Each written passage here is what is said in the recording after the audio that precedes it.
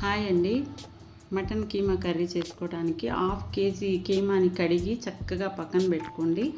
దీంట్లో మసాలా దినుసులు 5 లవంగాలు, అరంగుళం చెక్క ముక్క, 3 యాలకులు, 2 టేబుల్ స్పూన్ల ధనియాలు, హాఫ్ టీ స్పూన్ గసాలు, హాఫ్ టీ స్పూన్ మిరియాలు అన్నీ వేసుకొని లైట్గా సిమ్లో పెట్టుకొని స్టవ్ చక్కగా వేయించి పక్కన పెట్టుకోవాలి. ఇవి ఆరుతూ ఉంటాయి. ఈ లోపల స్టవ్ మీద కుక్కర్ పెట్టుకొని 5 టేబుల్ స్పూన్లు ఆయిల్ వేసుకోవాలండి. ఇందులో 2 బిర్యానీ ఆకులు, అరంగుళం చెక్క ముక్క, 2 లవంగ మొగ్గలు, 2 యాలకులు వేసి మంచి వాసన వచ్చేటప్పుడు 2 మీడియం సైజు ఉల్లిపాయలు, 3 పచ్చిమిరపకాయలు కట్ చేసుకొని సన్నగా అందులో వేసేసుకోవాలి.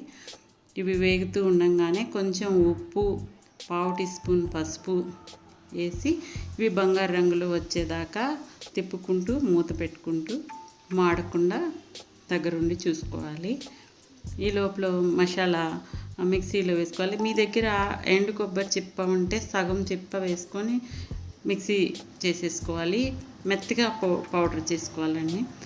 ఈ ఉల్లిపాయలు వేగాయి కదా, ఇప్పుడు కీమాని వేసేసుకోవాలి. ఇందులో వేసుకొని తిప్పుతూ వాటర్ వస్తాయి కదా, అవంతా ఎగిరేదాకా తిప్పుతూ ఉండాలి. మీడియం సైజులో పెట్టుకుంటే స్టవ్ సరిపోతుంది, హైలో పెట్టకూడదండి. మీడియం సైజులో పెట్టుకుంటే ఆ వాటర్ అంతా ఎగిరిపోయేదాకా మనము తిప్పుతూ చూస్తూ ఉండాలి.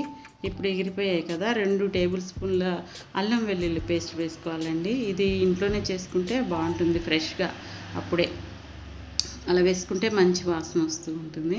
2.5 టేబుల్ స్పూన్లు కారము. ఇది మీకు కారం తినేదాన్ని బట్టి స్పైసీ కావాలనుకుంటే వేసుకోవచ్చు. ఇది స్పైసీగానే ఉంటుంది. కొంచెము ఈ మసాలా నూరి పెట్టుకున్నాం కదా, అది కూడా వేసేసుకొని పట్టేలాగా తిప్పాలి.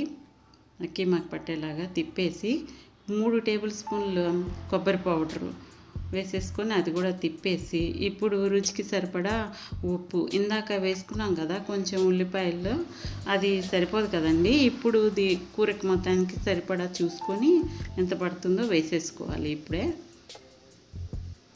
వేసేసుకొని తిప్పేసేసి గ్లాసున్నర వాటర్ పోసేసుకోవాలి. దగ్గర 2 గ్లాసులు ఉంటాయి.